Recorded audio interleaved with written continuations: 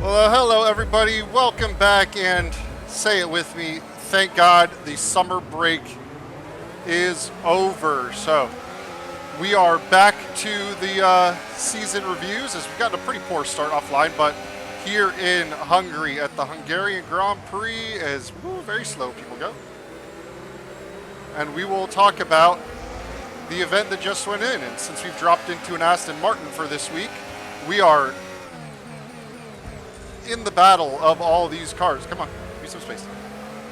But as always, we will start with the top of the grid order and work our way down. McLaren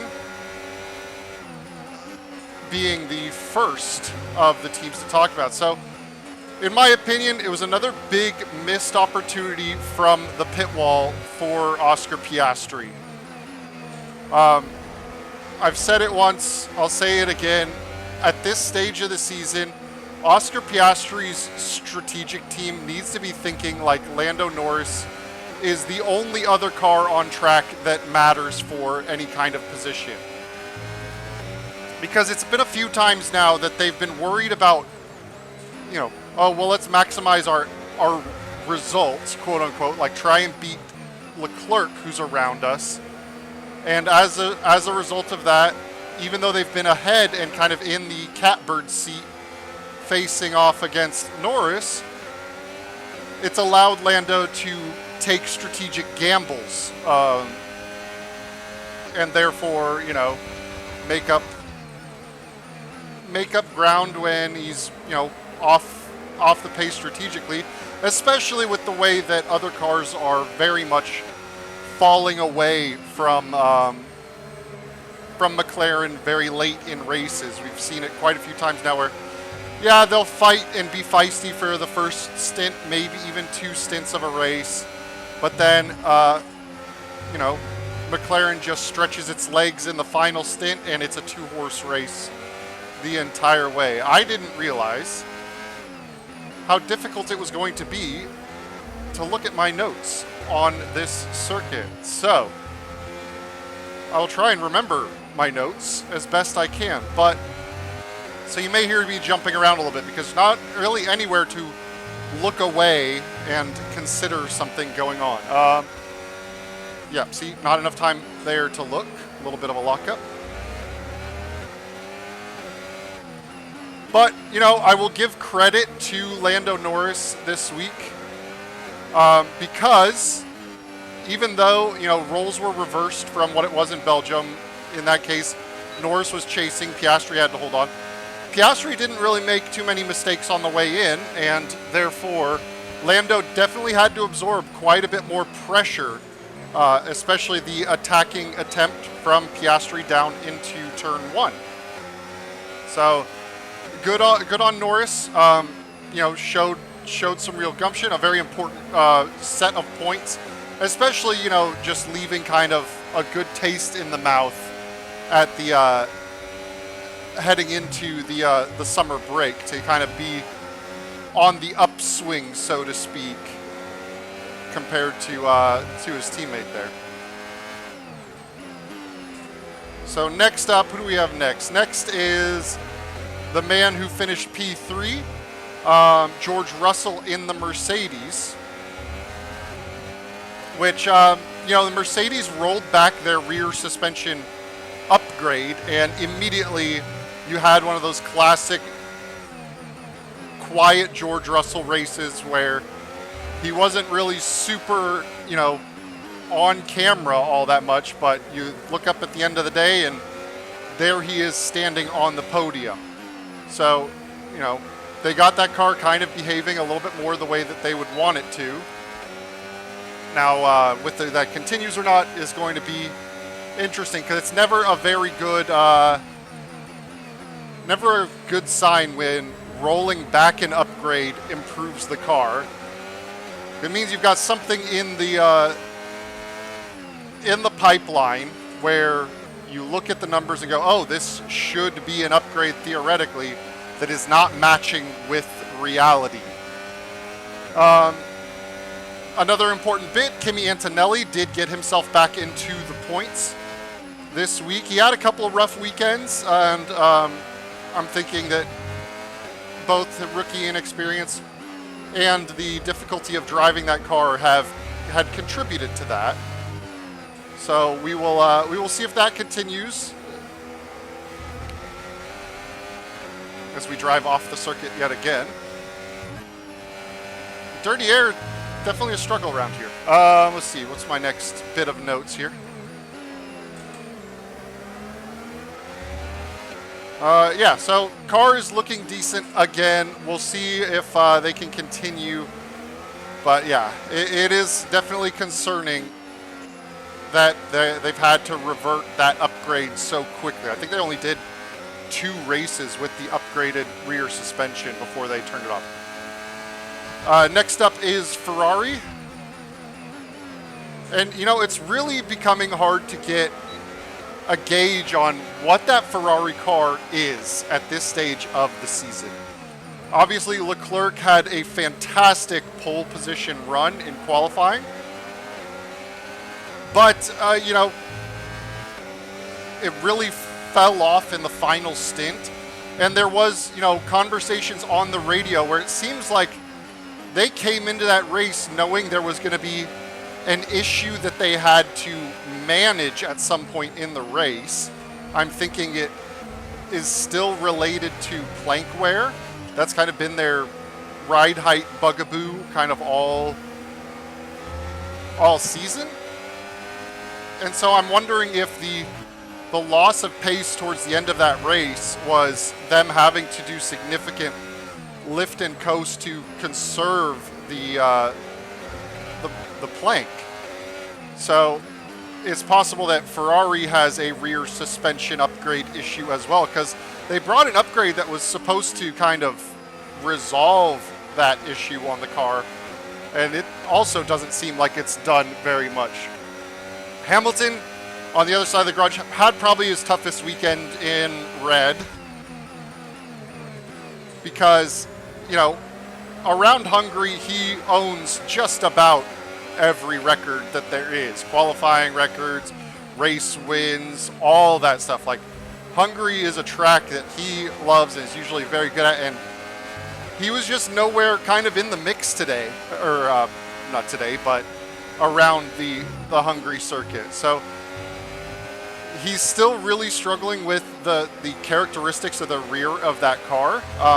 You often see lots of corrections going on in the hands as he's on mid-corner and corner exit, which is typically going to be, you know, probably an overly stiff rear suspension to try and keep the car from squatting down too much and therefore wearing the plank. So, yeah, definitely a concern for Lewis around a track he really performs well at, to just not really have any kind of showing. Finishing outside of the points is a big miss for him. So next up, who do we got? Aston Martin, who has rebounded very well for their latest upgrade package. They managed to qualify P5, P6, so got 2 cars into Q3, as there's some serious wheel spin getting on the power there. Excuse me while I focus for a moment. Okay. But, and they converted that P5, P6 in qualifying to a P5, P7 finish in the race. So Aston Martin, for a team that I was thinking, oh, you know, new engine supplier, waiting on the Adrian Newey designs, they've brought some upgrade packages this year which are starting to look like they're doing something. I don't believe Newey has had any input on these latest upgrade packages. They would have been things that were in development, I believe, during his gardening leave after leaving Red Bull, so before he did. As far as I know, he didn't do a lot of work on the 2025 cars development. I think he's mostly been 2026. Correct me if I'm wrong, but that's my understanding of it. But seems, you know, especially for Fernando Alonso, who wants to do some competing, it's looking better for him that this car is looking a little bit more competitive as of late. Who do we have next? Sauber is next on the list, and Nico Hülkenberg has had a kind of a couple rough weekends since his podium, a little bit of a podium hangover maybe, where he's been behind his rookie teammate and kind of outside the points. On the flip side, I think it's becoming more and more clear that I think Gabriel Bortoleto is the best of this current rookie class, just based on what he's being compared against in Nico Hülkenberg, who's a pretty well-known commodity. The recent struggles are a bit of a surprise, but Gabriel Bortoleto putting the Sauber into Q3 and scoring a P6 finish, actually getting by Lance Stroll over the course of the race and managing to split the two Aston Martins. So, it's looking pretty good for Gabriel Bortoleto, and they've got the new Audi project coming in next year. So we'll see. It looks like they're going to be on for some interesting results coming up next year. As my tire's already dying. That's unfortunate. A little contact. Let's raise the ERS up. But yeah, Gabriel Bortoleto is still looking very good over this season, and I would expect him to see him continue to improve. He's been quite impressive so far. Next up, RB V-Carb, not Red Bull. It is not a mistake. The Racing Bulls team coming ahead of Verstappen and Red Bull in this review, because on merit, Liam Lawson finished ahead of Max Verstappen, and it's not just that they finished ahead of Verstappen there. Really importantly, it was a decent qualifying result for the V-Carb team. I believe both drivers got into Q3. Yes, checking my notes, they did indeed. Both into Q3. They were just the two cars directly behind Verstappen in qualifying. And like I said, Liam Lawson got ahead.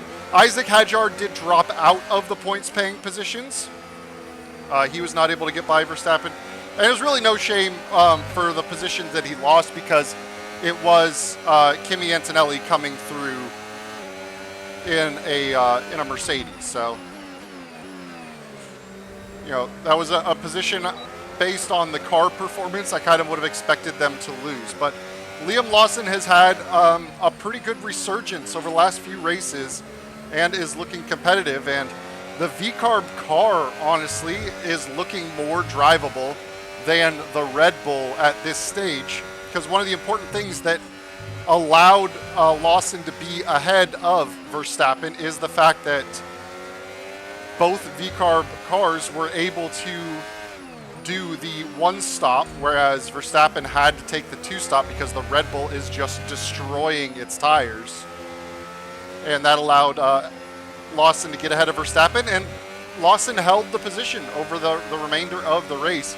Verstappen, was on the two stop, charging at the end, made some positions through the field, but Lawson drove well, stayed in front. So credit to Liam there as well. But the V-Carb looking to be a decent car altogether. I mean, at this stage, the grid is looking so close, it's hard to say if there's too many outright bad cars out there. I mean, I could name one or two for sure. But it seems like there's always a couple of cars that, might be in the mix for points in that bottom spots, the bottom part of the top 10, week in and week out, and it makes for some very interesting midfield battles going on. Who do we have next then? Oh yeah, obviously Red Bull. So the disappointment of that Red Bull car definitely continues to increase, because this was a pretty bad weekend for the entire team, and pretty much purely on the pace of the car. It's not like there was tremendous mistakes made in the race, poor strategic choice. Like, You could say doing the two-stop was a bad strategic choice, but like I said in the previous segment, I just don't think the Red Bull has the tire wear characteristics to do the one stop around Hungary the way it was eating up its tires. So I think Verstappen did about as well as he could by the timing he committed to the two-stop. But still, I mean, to be just barely inside the points, I think P8 was where he finished. It was real tough. Yuki Tsunoda had a really, had a rough weekend. It wasn't as bad as it seemed. It's just the closest of the pack has made it look really rough on Saturday, because even though Yuki got bounced in Q1 again, he was less than 2/10 off of Verstappen in his Q1 time. He was right there, pretty close to him, but was bounced in Q1, as a result started in the bottom 5. And at that point, around a track that's difficult to overtake, he was really going to just end up being, and he did end up being, kind of a strategy guinea pig for Verstappen to try and test and see what tires were doing what and how the Red Bull was using it. So not a particularly good day for Yuki, especially as a driver that is likely, going to be trying to find a seat for next year, and I don't know that Red Bull is going to hang on to him. But yeah, I think real concerns with the Red Bull car down the development path that they've gone. I think they're fortunate that next year is a full new regulation set. It's not just, a year-on-year evolution. It's a full change to it, to the 2026 regs. But I do have concerns about, the direction that the car has been going, even in the upgrade path. Can they build a car that is going to be, what is going to drive well, if it's going to be another car that's very peaky, very hard to control. That's really where the questions come in for the Red Bull team. Obviously, there was a lot of chatter leading into the summer break about Verstappen looking at other teams. I think it is probably the wisest choice he could have taken, just to stay with Red Bull for one more year. Essentially, he's a kind of driver at this stage in his career where, regardless of what drivers you already have at your team, if Max Verstappen goes, "Hey, I want to drive your car," you're gonna move everything that needs to be moved in order to get him signed to your car, break whatever contracts are necessary. Of course, Mercedes loves to sign their little 1+1 extensions to their drivers. So, Russell and Antonelli both technically do not have any contract in hand yet. So, still, Verstappen is essentially going to just sit and see what he can drive in 2026.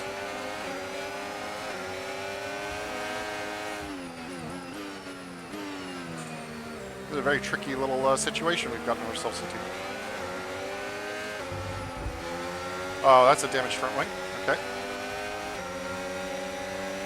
You know what? Let's not do that. Let's back it up. Also gives me a time to take a look at my notes here, because Williams next up. Not much to say when it comes to the Williams team about their weekend. They were able to get a car into Q2, but hasn't looked particularly good for them. Oh, look at that! We just recreated an inverse of the Hamilton-Verstappen moment, which won't really talk too much about in this one because it's been so many weeks. Well, maybe I will. Since we were just talking about Verstappen, his pass on Hamilton, I think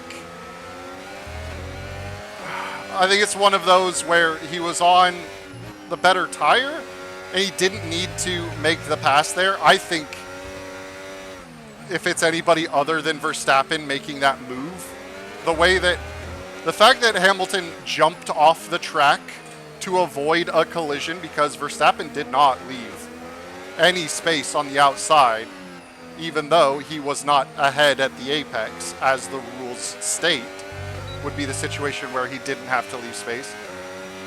He just kind of got a free pass because Hamilton made sure that they didn't crash, which I think is a little... It's silly, and it's the kind of things that have allowed a lot of these Verstappen overtaking rules to develop and build. Now, I'm never going to be...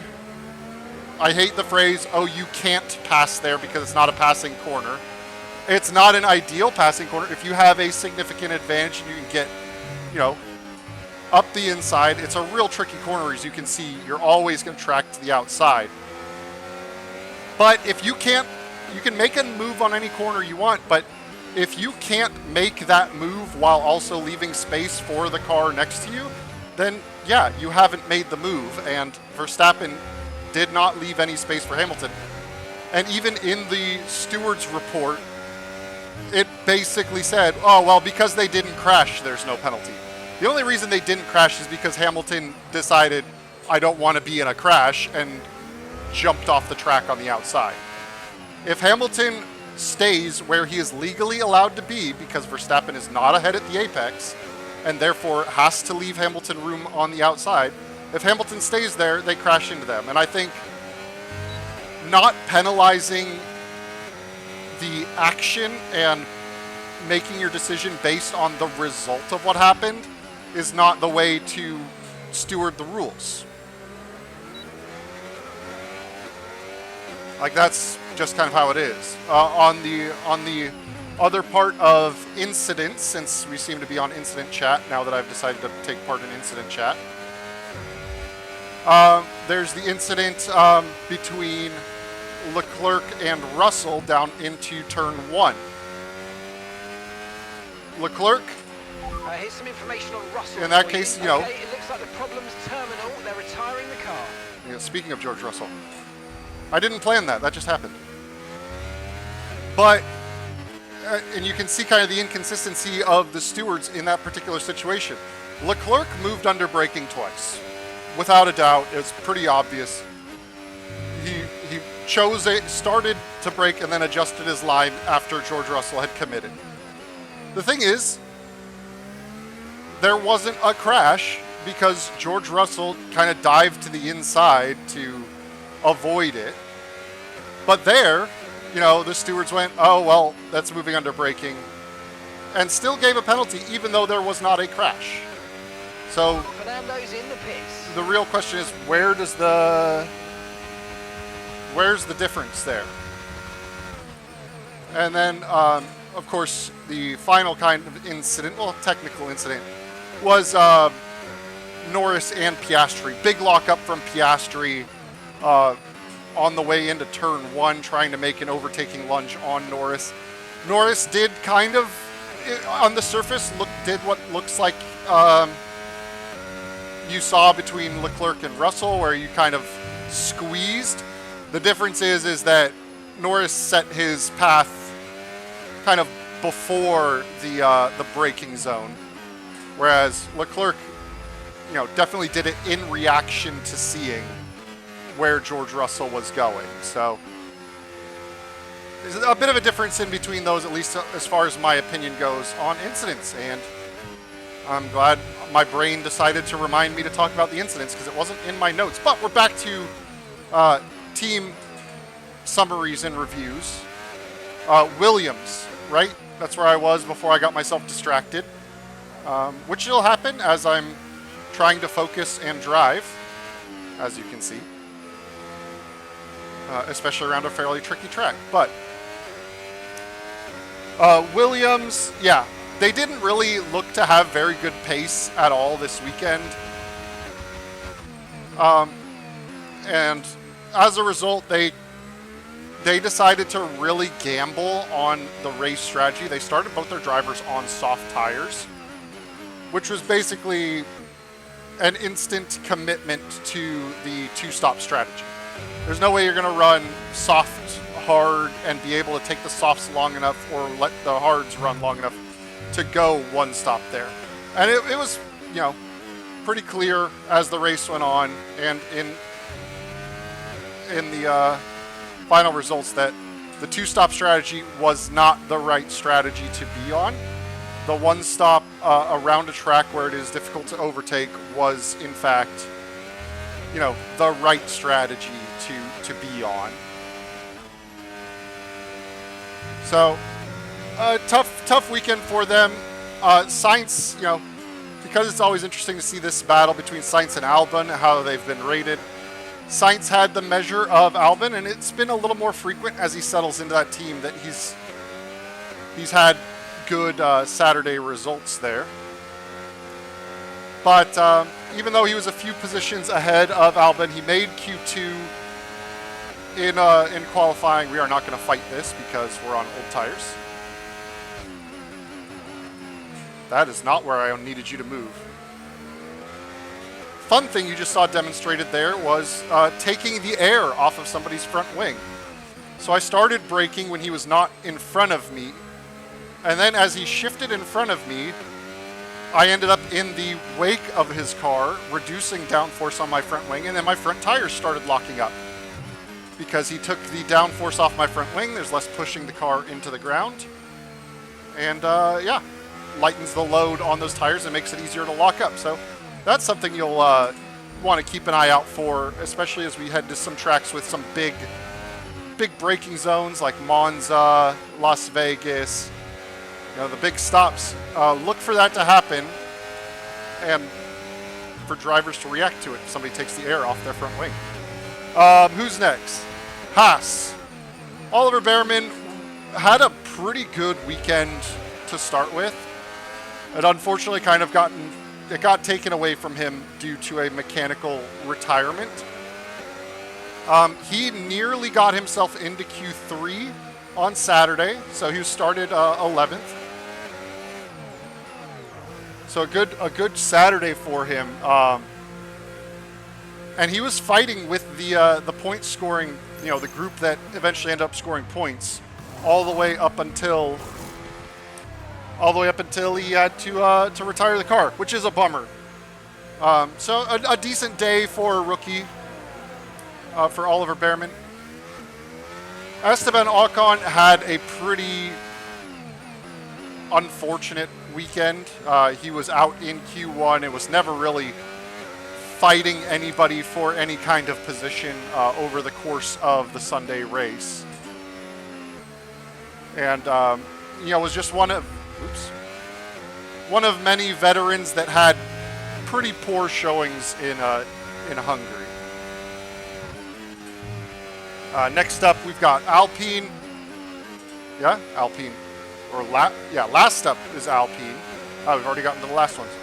Yeah, last up is Alpine, which, Franco Colapinto has had a lot of question marks around him at this stage of the season. He did show a little bit of something at the Hungary race weekend, getting that Alpine into Q2 when his experienced teammate Pierre Gasly was not able to do the same. So credit to him there, but ultimately, the overall pace of that Alpine is basically nowhere. And they fell back through the field.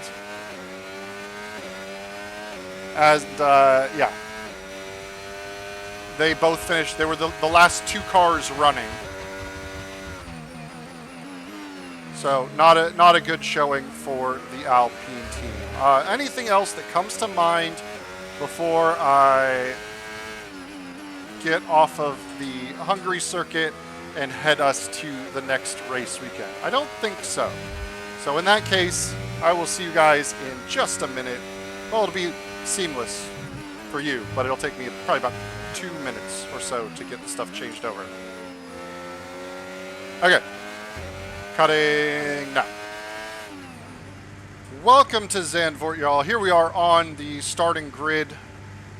And you can see straight away, not a very long run down to the first corner, probably about 300 meters based on where that 150 meter board is. So it's going to be very important to get off the line well. However, Zandvoort does have some unique properties to it. So let's head down to turn 1. As turn 1 is this basically 180-degree hairpin, but you can see the banking to it. So it does allow for different lines. You can run the higher ups, the higher line, the lower line, both at the start and as an attempt to overtake. I think we saw a pretty similar amount using the outside line successfully to defend against overtakes, because you can lean into the banking and carry speed and continue your fight down to turns 2 and 3. This little left-right shimmy. I think this is technically turn 2 here. But the real interesting right-hander that you'll see as we pick up speed. But you crest this hill, and then you are down into this very heavily banked left-hander. So even more so banked than turn 1. In the race, you will typically see most of the cars taking a line all the way up around the top side. That's proven in real life to be the fastest way around. It allows them to carry some extra momentum out of the corner. You will see drivers use that lower line from time to time. When I'm running hot laps around this track, the lower line in the game seems to be pretty good still. At least it just feels correct to me. But after that, you get kind of into this more single file area. You can get kind of a run off turn 3. It's wide enough to go side by side, but as you head up through the sand dunes here, you can see this kind of left, right sweep. And then you reach the top of the hill. And it's a really cool corner to watch cars attack, because you crest the hill and then you are flinging the car to the right. Not a lot of deceleration done to make this corner. So real fun spot to see an F1 car operate, and you'll see it when I pick up the pace on these laps. Then you head to this little left kink that sets you up for this very quick right-hander. You can get a little bit of an overtaking opportunity into this right-hander here, but it's only if you have a significant tire advantage, because then you have a couple of interesting corners. Really lean on the front tires, getting the car rotated, getting on the power as soon as you can. It's a fairly wide section of track. And then you're into the second of the 2 DRS zones. The one covers the main straight, as you would expect. But you have a modest little DRS run. It's not a huge overtaking opportunity to use the DRS here, but it does allow you to close up quite a bit and set yourself up for the next one. Then you have this really kind of tight chicane into this long left-hander. You'll see drivers take a lot of that apex curbing. We saw some drivers lock up trying to put some brakes on, because you're kind of braking through that corner. Use as much of the exit as you dare. And then it's a relatively short run for a very important right-hander, mid-speed, but very tough on the downforce front, because you get the car turned in for this corner, and you're leaning on a heavily banked section of the track, and actually DRS opens here. So you have this huge, long right-handed sweeper with the DRS wide open on the car. This is your whole blast all the way down to turn 1. So it's not the longest pit straight. It gets over pretty quickly, but we'll pick up some pace and show you. This is a tricky corner as you crest the hill. Try and get the car braked and slowed down. And now for the fun couple of corners. Blast your way through this little section. Now let's see, can we, just a little bit of a lift. Actually, probably might be flat if I'm brave. We'll try that on the next lap. But we'll talk about the track, some of the stuff surrounding the track. Well, not surrounding the track. It's related to the track itself. Maybe I should stop introducing what I'm going to talk about and just talk about it. So, Zandvoort was brought back onto the calendar in 2021. So right at the start for Verstappen's, the Dutch driver's first World Championship. However, Zandvoort has only signed a 1-year extension this year to continue to host the Dutch Grand Prix. Meaning 2026 will be the last hurrah for Zandvoort, and they did quite a lot of construction to get this track both up to FIA Grade 1 for F1 racing, and also things like making that cool hairpin, banked hairpin. So it's interesting to see them only do essentially, what was that, 6 years worth of races before packing it in. So we'll see what comes on the calendar as well. I believe Madrid, that street race that I really don't like, is potentially on there. I know the Turkish Grand Prix venue has shown interest in returning to the grid. That was a fantastic race. It's a real cool track. It's a fun one. Maybe we get Portimao back involved as well. Portugal is another really good track. But so yeah, only this year and next year left for the Zandvoort Grand Prix. So we'll see if Verstappen makes it good for the last couple runnings here for his fans. But speaking of the race itself, in previous years they have brought the C1, C2, C3 combination of tires, so the hardest tire sets that you can have. This year, as they've done at many tracks, it has been dropped to the C2, C3, C4 set. So we've gone a step softer.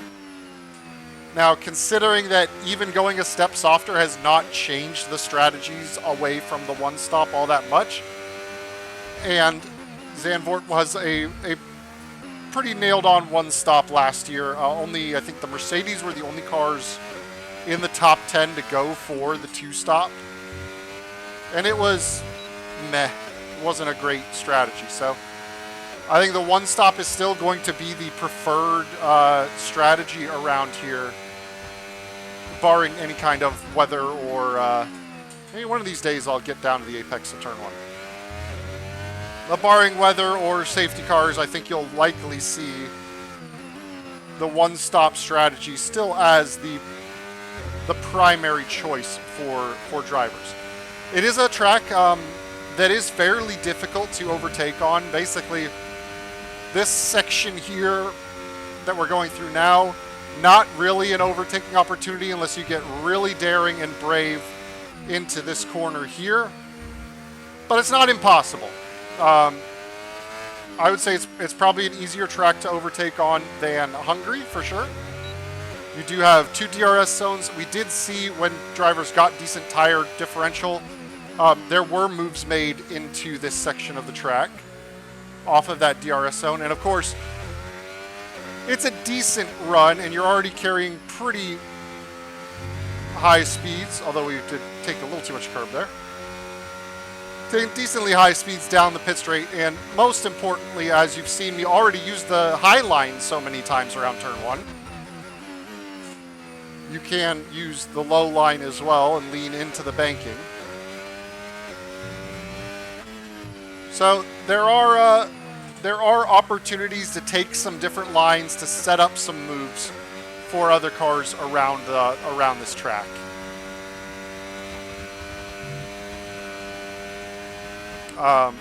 Last year at Zandvoort was one of the big dominant results for Lando Norris and the McLaren. He was on pole, lost pole position to Max Verstappen on the first lap, which is usually not good for them. But the McLaren was so strong and performed so well, Norris was actually able to not only get past Verstappen on track in the first stint. He didn't have to do it with any kind of clever pit stops or anything. But he ended up winning the race by 20 seconds and setting the fastest lap of the race on the final lap of the race. So the McLaren was very strong around here last year. I expect the McLaren is still quite a good car. I don't think the Red Bull is as good of a car. The battle between Norris and Piastri, I think this is going to be a real important weekend. and like I said when we were talking about Hungary and before, I think we've hit a point in the season where nobody's catching the McLarens. Like, who cares if you win the race? If Leclerc wins and you're Piastri, you would rather have Leclerc win, you second, Norris third, rather than, you know, what we saw in Hungary, where Norris was able to take a different strategy and you finish a McLaren 1-2, which is objectively better for the team than a 2-3, but you've lost points to your actual rival in the championship. Lando Norris, on his side of the garage, he needs to return to being the front runner pace-wise that he can be. He is absolutely quicker than Piastri over one lap and typically over a stint. He still has the advantage on Piastri when it comes to tire wear. So Lando Norris is going to need kind of a statement weekend, I think, would really bolster his results. For Ferrari, I think they need to have a weekend where they can figure out their car. Both their car and their drivers. Obviously, there's some stuff going on behind the scenes based on what Leclerc was saying with Hungary and kind of knowing that there was an issue that needed to be talked about and whether they've made such adjustments. And of course, Lewis Hamilton just is in the doldrums at the moment and really struggling with the car. So Ferrari needs to get some stuff sorted out. I think Mercedes is in an okay spot now that they know that rear suspension upgrade is straight into the bin. I think George Russell is, you know, a solid enough driver around here. The Mercedes is a solid enough car. Real thing is going to be getting Kimi Antonelli back up to pace so he's a little closer to George Russell. And of course, next team I'll talk about, Red Bull. Obviously, it's now confirmed, you know, only 2 more chances at a home race victory for Max Verstappen. So I'm sure he's going to have a little bit of extra desire to win it. I mean, he's won it 4 times, I think. So it's not like he's never won a home race. He's got to get it before it's gone. He just wants to keep that train going. But really importantly, can Red Bull, you know, get the car figured out? Can Yuki Tsunoda stay close enough in lap time on Saturday to Verstappen to get into Q2, get into Q3, and manage to have a particularly good weekend, which I'd say he's in desperate need of at this stage. Williams is in dire need of a bounce back. It's been a couple of weeks where they have not looked particularly good. And they kind of have been caught up by the cars around them. Sauber has looked to be a decent car. Nico Hülkenberg, I think, needs a little bit of a rebound. The performance is capable in the car there. Gabriel Bortoleto is showing it. But I don't expect Nico Hülkenberg to be down for too long. And of course, the rest of the teams that are kind of at the back there, well, and RB, they're looking pretty good. I think they just need to keep doing what they've been doing. VCARB is poised for a pretty good result if that car just kind of continues on the trajectory it is. And last bit of big news, which took the entirety of the summer break to sort itself out. Of course, finally, after being a pretty poorly kept secret for probably a couple months, we have the confirmation of the Cadillac driver lineup. Valtteri Bottas and Sergio Perez. A very experienced, I think, very experienced pair of drivers. I think at the start of next season, they will have the team with the 3rd most Grand Prix starts between their drivers of any team on the grid. So I think it's a good choice. I would have liked to have seen them take a chance on a young driver in one of the seats, but I understand it. To get as much experience in there and bring as much knowledge from both, you know, the way that Mercedes ran during its dominant years and the way that Red Bull ran during its dominant years. That kind of information from Bottas and Perez is going to be pretty invaluable as far as procedural, but I expect that within a couple of years, Cadillac's going to want to start taking on young drivers. I don't know that, I mean, we'll just have to see engine performance-wise once GM brings their power unit in, because they are starting with a Ferrari power unit in the back of that Cadillac. Once GM starts making their own power units and bringing those to the track, we'll see what kind of car they've got in the 2026 regs. But it's great to be back on a race weekend. Thank you all for continuing to watch these throughout the season. They've been fun to create. I'll catch you guys before the next race. Y'all have a good one. Peace.